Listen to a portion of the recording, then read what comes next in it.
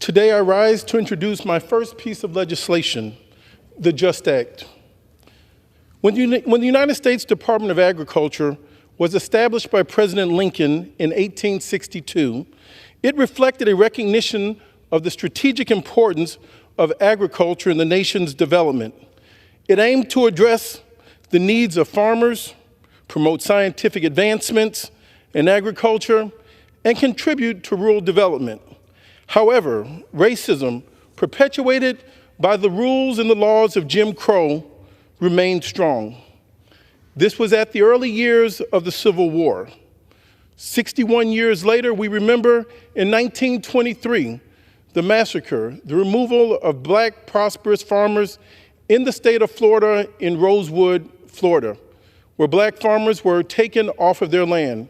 In the 1920s, 30% of America's families lived in rural America on farmlands.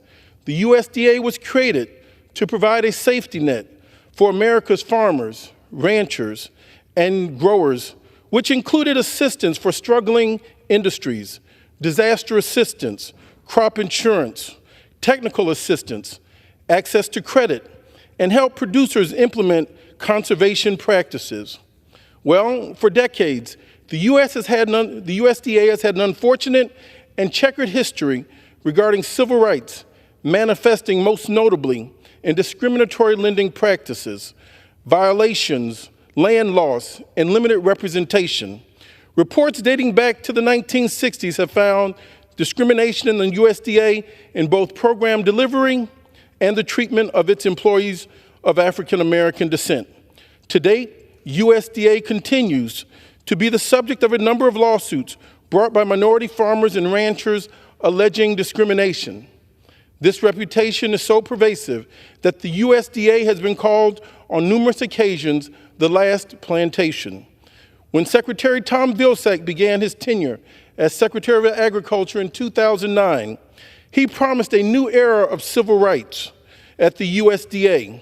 For that, I applaud him for his recognition, his honesty, his candor, and his willing to confront a very hard truth, not fixing the blame, but trying to fix the problem to make sure that America's agricultural access and resources and industry would be open to all.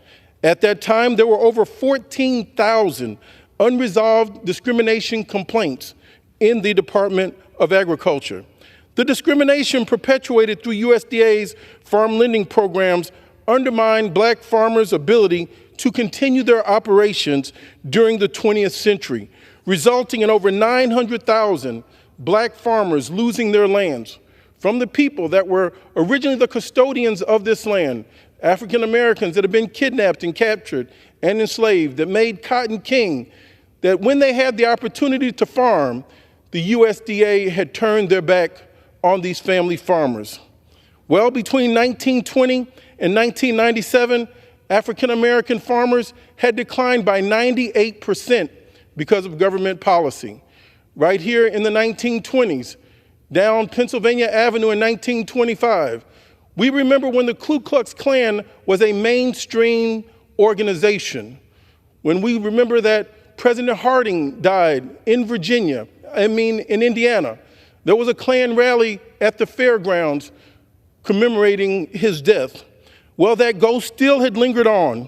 Contemporary data shows that African Americans still only account for 1.4% of the country's 3.4 million producers. Equity issues remain in program delivery to this very day. An NPR analysis most recently found that in 2022, only 36% of black farmers received direct loans from USDA, while their white counterparts received 72% loan acceptance. Perhaps some of the biggest gaps in the loan demographics can also be seen in the rejection numbers, where 16% of black farmers are rejected. The highest amount, corresponding figure for white farmers, was 4%. 48% of black farmers withdrew their applications in frustration, and that number corresponds with Asian Americans, compared to only 24% of those identifying as Caucasian. While efforts are underway to address this current crisis through the Inflation Reduction Act and other measures, There must be a process in place to clarify and bolster civil rights protection at the USDA. The JUST Act and transparency of 2023, 100 years after Rosewood, Gentleman's time has would expired. correct this. I thank you and I yield back.